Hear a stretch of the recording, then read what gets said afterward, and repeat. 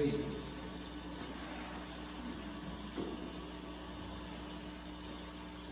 Nós vamos ler os versos 18 até o verso 21.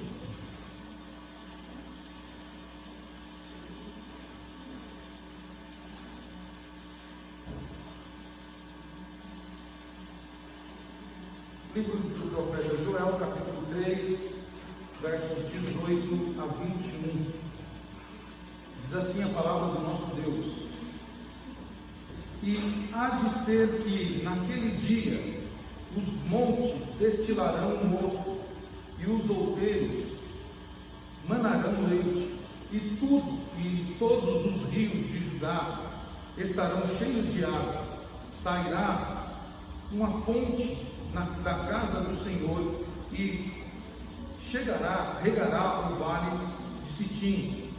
O Egito se tornará em desolação, e em Edom se fará um deserto abandonado, por causa da violência que fizeram os filhos de Judá, em cuja terra derramaram sangue inocente. Judá, porém, será habitada para sempre, e Jerusalém de geração em geração. Eu espiarei o sangue dos que não foram espiados, porque o Senhor habitará em Sião. Diz a palavra do nosso Deus. Meus irmãos, o livro do profeta Joel, ele foi escrito ali provavelmente entre o ano 566 a 586, a 590, né? Provavelmente foi escrito no período do domínio medo-persa, e claro, como a gente leu aqui, Joel está escrevendo para a nação de Judá, para o povo de Judá, está profetizando para o povo de Judá. E o profeta aqui, ele descreve um futuro de restauração após o juízo de Deus. O profeta, enquanto o profeta está profetizando aqui para o povo de Israel, como nós já sabemos, desde a nossa caminhada lá, após o reinado de Salomão, quando o reino é dividido, nós já sabemos o que aconteceu quando Salomão morre. Roboão assume o trono, e ao assumir o trono, Roboão acaba seguindo os maus conselhos dos seus amigos jovens, desprezando o conselho dos seus amigos anciãos, que eram mais experientes. Com isso, o reino se divide em duas partes. O reino do norte é governado por Jeroboão I, que vai governar o reino do norte com capital em Samaria, e no reino do sul fica com Roboão as duas tribos, Benjamim e Judá, com a capital Jerusalém. E a partir dali nós já vimos que essas duas nações trilharam por caminhos que foram levando-as para longe do Senhor. O reino do norte, mais rápido, abandonou os caminhos do Senhor, desde Jeroboão I, aderindo a deuses, profanando o nome do Senhor, com o ajuntamento de outros sacerdotes no domínio, sacerdotes dos falsos deuses no domínio do povo de Deus. E o reino do sul foi gradualmente também seguindo o mesmo caminho, foi se afastando do Senhor, desprezando a lei do Senhor, e então essas duas nações, essa nação que se dividiu em duas partes, acabam tendo o mesmo destino, o cativeiro. O reino do norte, o cativeiro pelos assírios, e o reino do sul, o cativeiro dos babilônicos. E então, o cenário aqui é um cenário de juízo. Deus pesou a mão contra o seu povo, porque o seu povo se afastou dele. O seu povo desprezou a lei do Senhor, abandonou o caminho do Senhor, e o cativeiro foi então o juízo de Deus. Então o cenário aqui é um cenário de destruição. Jerusalém está com seus muros todos derrubados, o templo do Senhor foi saqueado e também está destruído. Não há mais aquela beleza de Jerusalém, aqueles muros pomposos que davam segurança ao povo, já estão todos abaixo. Então o livro do profeta Joel, ele vai descrever então que após todo esse período de desgraça, todo esse período de calamidade, Deus não se esqueceu da promessa feita aos seus servos do passado, Abraão, Isaque e Jacó, e ele cumprirá a sua promessa de que o povo de Deus não será extirpado da face da terra. Deus restaurará Israel sempre que Israel for confrontado. Sempre que os inimigos se levantarem contra Israel, Israel se levantará. É por isso que a nossa confissão de fé, ela nos incentiva, ou na verdade ela nos exorta a orar por Israel. Os nossos documentos históricos da Igreja Presbiteriana nos convidam a orar pela paz em Israel, a orar pela nação de Israel, e nós devemos fazer isso sempre. Então o livro de Joel começa com um cenário calamitoso, um cenário de calamidade. Obrigado. De calamidade. Ele fala de gafanhotos, fala de secas, né? E vai no desenrolar da história, vai mostrando o juízo de Deus. Porém, meus irmãos, o livro não termina com juízo e sentença ao povo, mas termina com essas palavras que nós lemos, que Deus, ele vai restaurar o seu povo. Então, o livro que começa com calamidade e juízo, termina com esperança e que haverá abundância para aquele povo que sofre. Esses versos que nós lemos, meus irmãos, são como um coro de vitória, mostrando o destino dos justos e o destino dos ímpios, mostrando como Deus tratará aqueles que se levantam contra o seu povo. Não importa a sua força, não importa o seu poder bélico, não importa a sua influência, e como Deus tratará também o justo, aquele que se dobra ao Senhor, aquele que confia em Deus. O texto, meus irmãos, ele nos ensina ou nos revela três grandes verdades sobre a esperança do povo de Deus, a esperança que eu e você devemos ter no Senhor, e Joel nos ensina isso. Primeiro, há uma promessa aqui para Israel que se estende para nós também, dentro desse cenário, a promessa de abundância. E quando o profeta está falando ao povo de Deus, talvez aquele povo fosse, mas como isso será possível? Sendo que o nosso cenário é de catástrofe, é calamitoso. Como acontecerá isso? E veja só como diz o verso 18: naquele dia os montes destilarão mosto, os outeiros manarão leite, e todos os ribeiros de Judá estarão cheios d'água. Aqui, a imagem que nós devemos ter é de fartura e de prosperidade que aquele povo teria. Mas o povo de Israel, meus irmãos, sempre entendeu errado a palavra do Senhor, sempre, desde o começo, né? Sempre o povo de Israel esperou um Messias que fosse libertar eles e fosse governar eles fisicamente. Eles esperavam um Messias que iria trazer a paz para eles na terra, iria governar a terra, e eles seriam prósperos materialmente. Até os dias de Jesus, até hoje, na verdade, os judeus esperam esse tipo de Messias, um Messias que vai vir e vai trazer Israel de novo para o centro das atenções, vai fazer com que Israel seja aquela nação que foi no passado, nos tempos de Davi e Salomão, e que toda a população da terra então reconhecerá o Estado de Israel como Estado do Senhor. Só que o que Joel está trazendo para eles é muito mais valioso do que eles estão entendendo. Aqui a imagem é de fartura e prosperidade espiritual. Deus restauraria a sorte de Israel, né? Quando o profeta disse destilarão um mosto, né? Falando sobre o vinho, aqui não era montes que desceriam jorradas de vinho sobre eles. Claro, tem a ver também com a prosperidade material deles, ou seja, como os gafanhotos vieram e atacaram todos os cereais, atacaram toda a agricultura deles, eles perderam tudo, seriam restituídos para eles. Mas aqui Deus está falando da alegria, está falando de uma restauração na alma, que eles seriam agraciados e seriam agraciados pelo Senhor com uma alegria jamais vista em seus corações. Falaria aqui de leite, claro, né? Os animais voltariam a comer, voltariam a ser fortes e dariam leite. Os ribeiros de Judá seriam verdadeiros mananciais de água. para que ele sobrevivesse, mas o Senhor está falando de algo muito maior, muito mais excelente, que é uma prosperidade espiritual. Meus irmãos, muitas vezes, como Israel, nós entendemos errado também.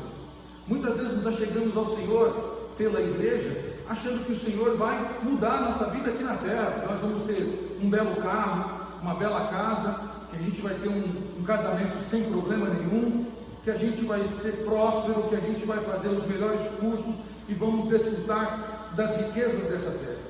Deus é poderoso para isso, Ele pode fazer isso, e se for o plano dele, Ele fará isso na nossa vida. Porém, meus irmãos, o que Deus quer fazer na minha e na sua vida é mudar a nossa condição espiritual, é fazer com que haja em nós prosperidade espiritual, para que nós o sirvamos e o adoremos em espírito e em verdade, como foi cantado nessa noite. Deus, meus irmãos, através da profecia de Joel aqui, reverte o cenário de escassez em abundância, mostrando para eles que aquele cenário que eles estavam vendo seria revertido. Um cenário de escassez, um cenário de destruição, aquilo seria revertido em abundância. E parece até mesmo, parece um contraste com o capítulo 1. Quando você vai lá para o capítulo 1, e você começa a ler, parece que é um contraste muito grande aqui. Olha só como diz: palavra do Senhor que foi dirigida a Joel, filho de Petuel: ouvi isto, vós, velhos, e escutai todos os habitantes da terra. Aconteceu isto em vossos dias, ou nos dias de vossos pais? Narrai isto a vossos filhos, e vossos filhos o façam a seus filhos, e os filhos desses a outra geração. Olha agora a profecia: o que deixou o gafanhoto cortador, comeu o gafanhoto migrador. O que deixou o migrador, comeu o gafanhoto devorador. O que deixou o devorador, comeu o gafanhoto destruidor. E aí o Senhor começa a exortar este povo. Então vejam, o capítulo 3, a parte final, parece contrastar o que está sendo dito no primeiro capítulo. E aqui, meus irmãos, há uma série de estudos. Muitos acreditam que esses gafanhotos sejam demônios. Outros acreditam que esses gafanhotos sejam os exércitos de Edom e do Egito. Porém, a interpretação mais correta aqui é que realmente estes gafanhotos sejam gafanhotos de fato, a literalidade do texto. Tá? Por quê? Porque o texto está falando que Deus vai restaurar a prosperidade deles. Então, logo a prosperidade deles foi cortada por causa do seu colheito, do seu plantio, que não foi mais possível plantar e colher. Não colhendo mais, não podendo plantar e não podendo colher, logo eles não teriam o quê? O seu comércio ativo, não teriam o seu crescimento financeiro, porque eles viviam praticamente da agricultura, o povo judeu. Então, a interpretação mais correta aqui é que seja de fato gafanhotos que foram lá enviados por Deus para destruir todo o plantio. E notem, gafanhoto sempre, a maior parte das vezes que aparece na Bíblia, é juízo de Deus. Lembra lá no Egito, uma das pragas foi justamente o envio de gafanhotos para destruir toda a colheita do Egito. Então, meus irmãos, esta interpretação, ela se harmoniza perfeitamente com outras passagens da Bíblia em que envolvem a destruição de plantio. Um teólogo chamado Albert Barnes, ele diz que essas criaturas aqui mencionadas são diferentes tipos de gafanhotos, assim chamados pelo seu número ou voracidade, o seu poder de devorar as coisas. A visitação de gafanhotos foi um dos castigos ameaçados pela lei. Lá em Deuteronômio capítulo 28, se você tiver depois a curiosidade, vai lá, 28 e 38, o Senhor, usando Moisés, ameaça o povo, dizendo que mandaria juízo sobre eles, enviando o quê? Gafanhotos. Olha o que diz lá: levarás muita semente ao campo e colherás pouco, pois o gafanhoto a consumirá.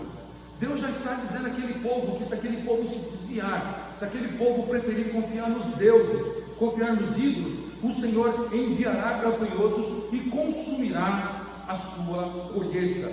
Era um castigo comum de Deus pelo pecado do seu povo, tá? Naqueles tempos e durante todo o tempo de Israel, da peregrinação de Israel antes do cativeiro. Para nós, meus irmãos, para nós, esse texto de restauração aponta para algo muito mais sublime, quando nós estamos com o Senhor, quando nós confiamos no Senhor, quando nós damos ouvidos ao Senhor, à exortação dele para a nossa vida, o Senhor promete então plenitude em Cristo em nossa vida. João capítulo 7, versículos 37 e 38, que nós vemos na abertura do nosso culto, diz que aquele que beber da água do Senhor, ele não vai ter mais sede, porque o Senhor transbordará rios de águas vivas em nós. Por isso, devemos confiar no Senhor e na sua promessa de abundância para nós. Meus irmãos, fomos chamados para viver em abundância. E por favor, não interprete errado de novo como fez o povo de Israel. O Senhor nos chama para mudar a nossa vida espiritual, para que nós sejamos realmente abundantes espirituais. Nós, nessa semana, falamos um pouquinho da nossa igreja presbiteriana e os seus 166 anos. Falamos um pouquinho da vida e obra de Archibald Ben Simon, desbravador que chegou ao Brasil no ano de 1856, trazendo consigo a vontade, o desejo de pregar o Evangelho, a fé reformada em solos brasileiros. Simonton era alguém que vivia na abundância, desfrutou dessa abundância espiritual, pregando o Evangelho, abrindo igrejas, escolas, presbitérios e formando muitos outros discípulos do Senhor, para que o presbiterianismo chegasse até aqui na cidade de Dionísio. Deus nos chama, meus irmãos, para viver esta plenitude em Cristo. Deus não nos chama para viver no raso, na superficialidade, uma fé rasa. Não, Deus nos chama para ter uma fé viva, uma fé que transborde, uma fé que realmente mude o nosso cenário, aquele cenário que nós tínhamos antes de Cristo, um cenário de destruição, um cenário de desolação, mas quando Cristo chegou em nossa vida, tudo mudou, e então nós vivemos nessa plenitude. Com isso, meus irmãos, nós podemos aprender que mesmo em tempos de crise, mesmo em tempos em que as coisas não estão funcionando como nós gostaríamos que elas estivessem funcionando, nós, os crentes, o cristão, ele pode confiar em Deus, ele pode confiar que o Senhor proverá e trará a todos nós tempos de refrigério. Mesmo que nós estejamos vivendo dias difíceis, dias turbulentos, ou individualmente ou na coletividade, nós podemos confiar que Deus proverá a sua igreja e trará a nós tempos de mudança, tempos de refrigério, tempos de bênção, que nós desfrutaremos, porque Ele prometeu que nos daria uma vida, uma abundância, uma vida eterna ao seu lado. Versículo 19, Joel ainda profetizando ao povo de Israel, ele fala agora da justiça de Deus contra os seus inimigos. Então veja isso aqui interessante, né? A esperança gloriosa do povo de Deus está em que Deus promete abundância ao seu povo e Ele promete justiça contra os seus inimigos. Olha o que diz o verso 19, só a primeira parte. O Egito se tornará em desolação e Edom se fará em deserto assolado. Joel aqui, usado pelo Espírito Santo de Deus, usa duas nações como símbolos de nações que oprimiam de fato o povo de Deus. O Egito, meus irmãos, sempre foi um grande inimigo do povo de Deus, do povo de Israel. Nos tempos de Antíoco, o Egito saqueou Israel. Nós podemos ler lá em Daniel capítulo 11, né? Edom foi outra nação que perseguiu muito o povo do Senhor. Edom foi tornado desolado sobre o período dos Macabeus por causa do seu pecado contra o povo de Deus. Nós vemos que o Egito diversas vezes, desde lá do começo, oprimindo o povo do Senhor por 430 anos. Depois, quando Sisaque assumiu o trono no tempo de Salomão, Sisaque organizou uma grande caravana, invadiu Jerusalém, saqueou Jerusalém, fez um estrago muito grande em Jerusalém. Edom, que tinha feito um acordo com Davi, que sempre foi parceiro, podemos assim dizer, de Israel, também se vira contra Israel e começa a oprimir o povo de Deus, começa a entrar em guerra contra o povo de Deus. Mas essas duas nações que são exemplo ou modelo de nações opressoras, porque Israel teve outros inimigos, como os moabitas, os filisteus e outros tantos, o Senhor promete que Ele dará justiça, Ele fará justiça contra aqueles que oprimem o povo de Deus. A injustiça, meus irmãos, e a violência contra o povo de Deus não ficará impune. Deus não deixará impune aqueles que oprimem o povo de Deus. Como eu disse, Edom, que foi subjugado por Davi, mas se revoltou durante o reinado de Jeroboão, Edom foi reduzido a nada. Deus pesou sua mão sobre Edom, e Edom foi desolado, foi tornado em deserto. O Egito também sofreu punições gravíssimas da parte de Deus durante todo o desenrolar da história. Nos tempos mesmo dos Ptolomeus, em que o povo de Israel estava cativo, o Egito sofreu vários danos, sofreu várias guerras, várias derrotas e batalhas, porque Deus pesou sua mão sobre eles. O juízo de Deus, meus irmãos, é certo. Deus julgará aqueles que perseguem o seu povo. E é certo, meus irmãos, que Deus não tolera a injustiça, e os olhos de Deus não se desviam para julgar aqueles que são maus, aqueles que causam dor ao povo de Deus e à sua igreja. Muitas vezes nós nos chocamos e parece que é em nós uma incredulidade quando nós olhamos irmãos por aí fora, principalmente na África, na Ásia ou em outros locais, que sofrem perseguições duras, igrejas queimadas, alguns que são mortos de formas brutais, em outros lugares onde irmãos nossos, se forem pegos flutuando, são presos, torturados e trancafiados. Quando nós assistimos ou lemos documentários do passado, como por exemplo os torturados em Cristo, irmãos luteranos que foram torturados por amor a Cristo, quando nós olhamos para o tempo em que Hitler oprimiu os judeus, quando nós olhamos para todo esse cenário de perseguição, não só ao povo judeu, mas à igreja de Cristo, parece que nós olhamos e falamos assim: será que ninguém vai fazer nada?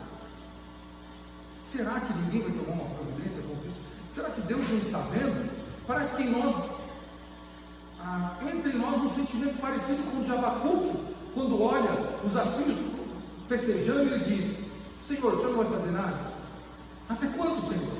Até quando eles vão fazer festa e vão se divertir de tanto oprimir o teu povo?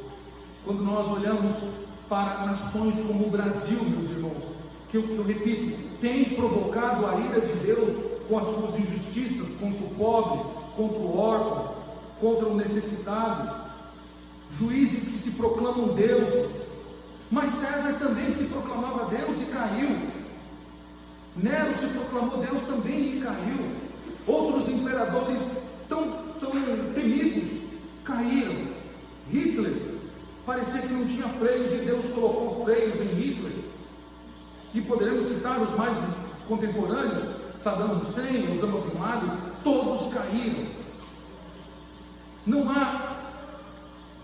há homem que deva ser temido mais do que a Deus. Eles cairão por causa da sua violência, por causa da sua injustiça, por causa da sua petulância em achar que são deuses. Mas são homens, são cacos de barro, que bastam a palavra do Senhor e eles perecerão. Deus trará juízo, meus irmãos. Até porque o maior adversário da igreja, Satanás, já foi julgado, sentenciado, e agora está rumo à sua condenação eterna. Ele já foi vencido, Satanás. Para ele o destino já é certo, a condenação eterna, o inferno. Porque homens que se julgam deuses também não seriam julgados pelo Supremo Juiz. Com isso, meus irmãos, nós podemos confiar em Deus, podemos confiar nele, que a igreja do Senhor continuará avançando, continuará marchando, continuará pregando o Evangelho a tempo e fora de tempo. Nós continuaremos nos reunindo, ainda que eles queiram impedir-nos, nós continuaremos, porque o Senhor prometeu que as portas do inferno não prevaleceriam contra a igreja de Cristo. Não precisamos buscar vinganças com a nossa própria mão. Deus é juiz e é um justo juiz, como Paulo bem escreveu em Romanos capítulo 12, verso 19. Deus é o justo juiz. Ele retribuirá a cada um segundo as suas obras. Joel encerra esse trecho, meus irmãos, no versículo 20 e 21, falando agora dessa promessa gloriosa, ou dessa esperança gloriosa que o povo de Deus deve ter, uma vez que eles serão abençoados abundantemente, eles terão os seus inimigos julgados pelo Senhor. Agora, meus irmãos, o Senhor promete a eles, e eles poderiam se agarrar nessa esperança, de que eles teriam uma habitação eterna com Deus. Deus promete habitação eterna e promete viver com o seu povo. No verso 20, logo no começo diz: Judá será habitada para sempre, e Jerusalém de geração em geração. Meus irmãos, aqui é uma promessa de Deus ao povo, ao seu povo, de que Ele permanecerá para sempre com eles. E eles estarão seguros, porque não haverá mais babilônicos, assírios, medo-persas, gregos, romanos, ou qualquer outro império que violará os limites do povo de Deus, que os levará cativo. Deus restaurará o seu povo por completo. Romanos capítulo 11 é bem claro: Deus esqueceu do seu povo? De modo nenhum. Deus se lembra do seu povo. Por isso, meus irmãos, nós devemos olhar para o cenário hoje de Israel e entender que Deus guardará Israel dos seus inimigos. Nós não podemos ficar contra o povo de Deus, como muitos têm feito, levantando bandeiras de opressores e ficando contra o povo de Deus. Nós devemos orar por eles e pedir a Deus que os proteja e que se cumpra a palavra do Senhor na vida deles, e que eles reconheçam que Jesus Cristo é o Senhor, é o Messias enviado. Deus promete restaurar a sua presença no meio do seu povo. Aquele povo, meus irmãos, como eu disse, estava sem casa, estava em terrenos inimigos, o templo destruído, então logo eles não tinham mais as suas casas, o seu território, e não tinham também a presença de Deus mais na vida deles, porque eles entendiam que o Senhor habitava no templo.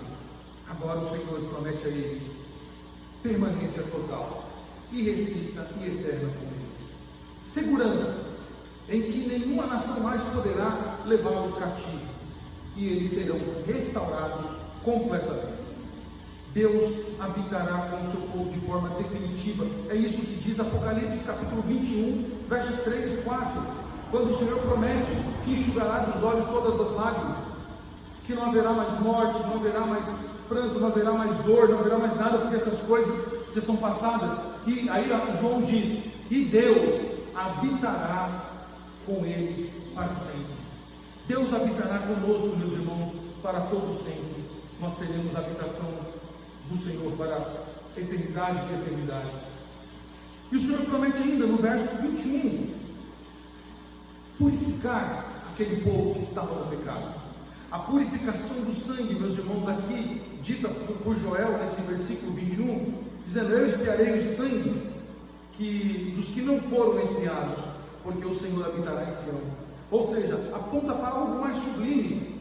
O verdadeiro cordeiro será sacrificado. O sangue desse cordeiro expiará o pecado de todo o povo. Aponta então para Cristo, para a obra redentora de Jesus Cristo, que garante não só ao povo de Israel, mas a igreja também, constituída de judeus e gentios, promete garantia de vida eterna. Meus irmãos, a nossa esperança, como eu sempre digo aqui, não está em governos futuros. Talvez, e só talvez mesmo, nós estejamos esperando um governo melhor do que o governo que nós temos.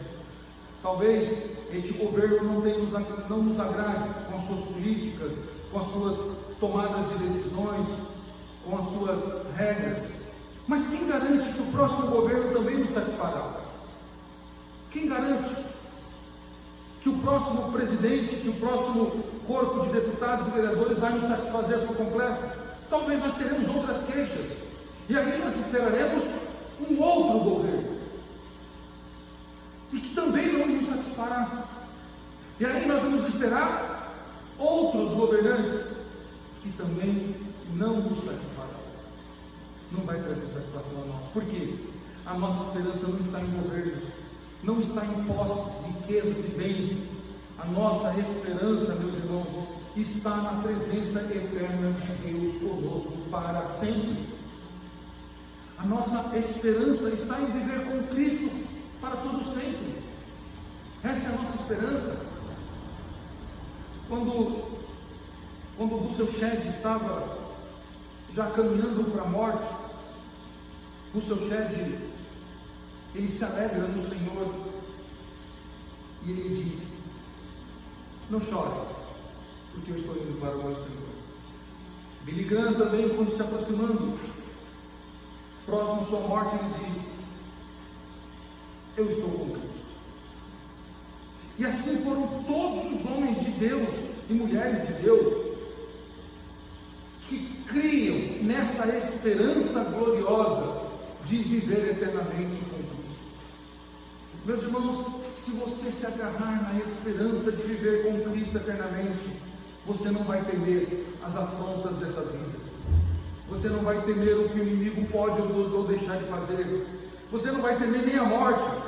Quando ela chegar próximo de você, você vai dizer isso: não chore, eu estou indo para o meu Senhor. Alegrem-se, eu irei encontrar com o meu Senhor. Esta é a esperança da igreja, meus irmãos, porque o Senhor prometeu que Ele mudaria o cenário de destruição da nossa vida e restauraria a nossa sorte. Concluindo, meus irmãos, Joel encerra o seu livro mostrando que a história termina com a vitória para o povo de Deus. Assim que termina o livro de Joel. Não termina como começou, com gafanhotos destruindo tudo. Mas Joel vai terminando o seu livro com promessas de restauração. No capítulo 2, ele tem aquela passagem bem conhecida, dizendo que nos últimos dias o Senhor visitaria o seu povo, enviaria o seu Espírito, que seria derramado sobre toda a carne. Os velhos teriam visões, os jovens, eles seriam também agraciados, ou seriam tomados também pelo Espírito do Senhor. E no capítulo 3, ele diz: o Senhor vai mudar a sua sorte, o Senhor vai habitar com vocês para sempre. Vocês estarão seguros, protegidos, e terão a presença dele para todos sempre.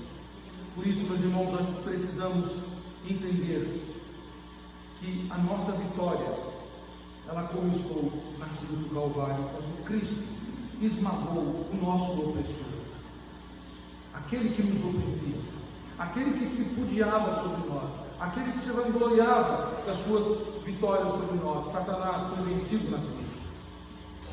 E mais, meus irmãos, a abundância, a justiça e a presença do nosso Deus são as garantias para aqueles que creem.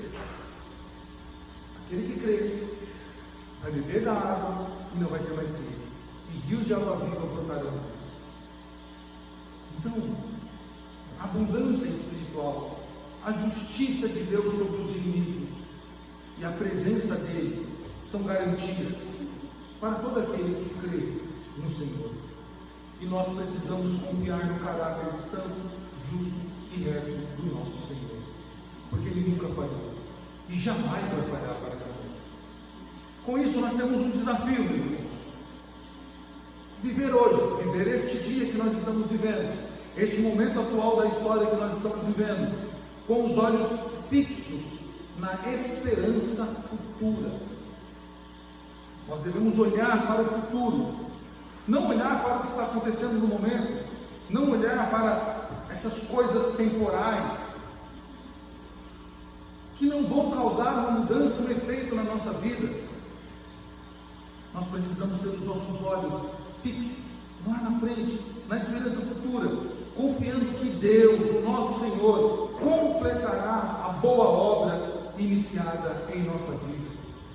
Porque a palavra de Deus diz que Ele é fiel para concluir a obra que Ele iniciou em nossa vida. Ele é o iniciador e é o consumador da nossa fé. Ele inicia e Ele termina. Precisamos confiar nele, meus irmãos. Esses dias em que nós vivemos dias de desafio, dias de teste da nossa fé, não só lá fora, com governos corruptos, não só lá fora, com aqueles que negam a existência de Deus, não só lá fora, com as outras religiões que afrontam a Deus com seus pecados, mas também dentro da igreja com os falsos crentes, com a falsa adoração, com o falso culto, com a mornidão espiritual, com o esfriamento da fé, com a diminuição do amor entre os cristãos. São desafios, meus irmãos, que nós estamos enfrentando para testar a nossa fé, para vermos o quanto nós cremos no Senhor, o quanto nós estamos dispostos a confiar nele no nosso futuro. Como nós falamos ontem, não dá para viver ansioso. O ansioso é aquele que não confia em Deus, é aquele que acha que ele pode fazer aquilo que Deus não pode fazer. Então ele fica ansioso quanto ao que comer, ao que beber, quanto ao o que ele vai fazer amanhã. O crente, ele descansa no Senhor, ele não perde sua noite de sono, ele não perde as estribeiras, ele nem perde a razão, ele confia no Senhor, porque sabe que Deus é fiel e jamais o abandonará. Cristo, meus irmãos, expiou os nossos pecados naquela cruz, para que possamos viver com o Pai por toda a eternidade. Ele se deu em nosso lugar, Ele mudou a nossa história, se dando em nosso lugar, derramando o seu sangue por nós, para que os nossos pecados fossem expiados e então nós possamos usufruir dos benefícios da propiciação e viver eternamente com o nosso Deus na pátria celestial, na nova Jerusalém, onde nem assírios, nem babilônicos invadirão, porque lá o nosso Deus habitará conosco para sempre. Por isso, meus irmãos, finalizando, enquanto o mundo caminha para uma desolação, para uma destruição total, e o mundo vai piorar cada dia mais, enquanto o mundo caminha para essa desolação, para essa destruição, o povo de Deus caminha para a abundância da presença de Deus. Nós não caminhamos para a destruição com o mundo, nós caminhamos para a abundância da presença de Deus em nós. Ser mais cheios hoje, mais cheios amanhã, mais cheios da presença de Deus semana que vem, no mês que vem e no ano que vem, até que Ele venha. Para manter firmes, porque aonde há abundância do Senhor, o gafanhoto, o migrador, o portador, por aí vai, não tem efeito nenhum, porque Deus assegurou a minha e a sua vitória. Ele escreveu o nosso nome no livro da vida, que ninguém pode arrancar. E nós precisamos crer, meus irmãos, nessa promessa e viver nessa esperança de que Deus restaurará o seu povo. Amém? Glória a Deus.